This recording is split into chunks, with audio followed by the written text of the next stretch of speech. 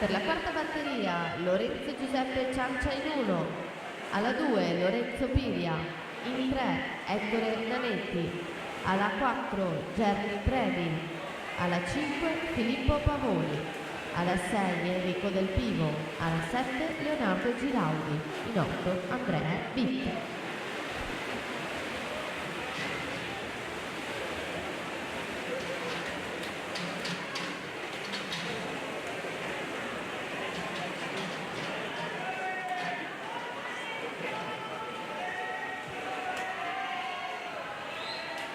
Clemens Steinbacher in corsia 4, Sport Club Merano 54,02 per la vittoria, quindi si entra nelle teste di serie alla partenza, la numero 4.